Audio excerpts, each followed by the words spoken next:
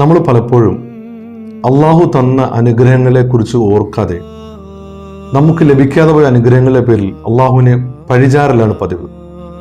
അതുകൊണ്ട് തന്നെ പലപ്പോഴും നമ്മുടെ പ്രാർത്ഥനകൾ നന്ദി എന്നതിനപ്പുറത്തേക്ക് പരാതികളെ മാറാറുണ്ട്. ഹിജ്റ 4-ാം വർഷം സഫർ മാസത്തിൽ റസൂലുള്ളാഹി സ്വല്ലല്ലാഹു അലൈഹി വസല്ലമയെ കാണുന്നതിന് വേണ്ടി അൽ ഹറ എന്ന് പറയപ്പെടുന്ന 2 ഗോത്രത്തിലെ ചില ആളുകൾ മദീനയിലേക്ക് കടന്നു വന്നു. അവർ റസൂലുള്ളാഹി സ്വല്ലല്ലാഹു അലൈഹി വസല്ലമയോട് ആവശ്യപ്പെട്ടത് നബിയെ കുറച്ച് ആളുകളെ ഞങ്ങളുടെ പ്രദേശത്തേക്ക് ഖുർആൻ പഠിപ്പിക്കാനും ദീനി പ്രബോധനത്തിനു വേണ്ടി പറഞ്ഞയക്കണമെന്നായിരുന്നു.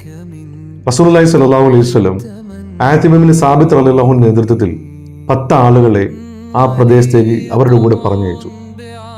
പക്ഷേ റജിയ എന്ന് പറയപ്പെടുന്ന സ്ഥലം എത്തിയപ്പോൾ ഒളിച്ചിരുന്ന ശത്രുക്കൾ ഈ ആളുകൾക്ക് നേരെ ആക്രമണം അഴിച്ചുവിടുകയും ആതിബ് ഇബ്നു സാബിത്ത് റളിയല്ലാഹു അൻഹുവും ഹുദൈബ റളിയല്ലാഹു അൻഹു ഒഴിച്ചുള്ള ബാക്കി 8ഓളം ആളുകളെ അവർ നിഷ്കരണം കൊന്നുകളയുകയും ചെയ്തു.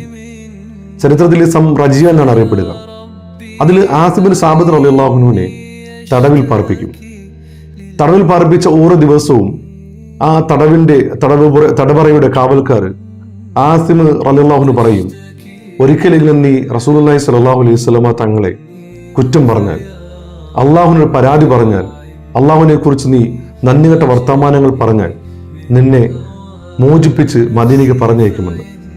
പക്ഷേ ആസിം റളിയല്ലാഹു അൻഹു ഒരിക്കൽ പോലും അങ്ങനെ ചെയ്തില്ല എന്ന് മാത്രമല്ല, എന്നെ സഹായിക്കാൻ എൻ്റെ റബ്ബ് വരുമെന്ന് ആവർത്തിച്ച് അവർ പറയുകയും ചെയ്തു.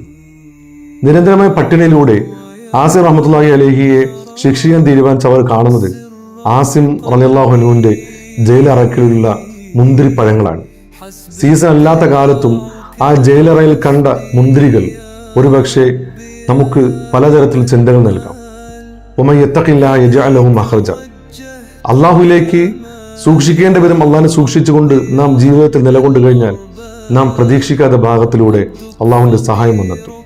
പ്രിയമുള്ള സഹോദരങ്ങളെ, പരാതികൾ അവസാനിപ്പിച്ചിട്ട് അള്ളാഹു നൽകിയ അനുഗ്രഹങ്ങൾക്ക് നന്ദി അർപ്പിക്കുന്ന മാനസികാവസ്ഥയിലേക്ക് നമ്മൾ കടന്നു വരേണ്ടതുണ്ട്.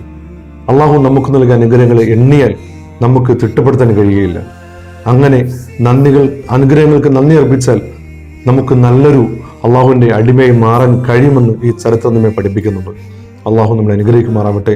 അസ്സലാമു അലൈക്കും വറഹ്മത്തുള്ളാഹി.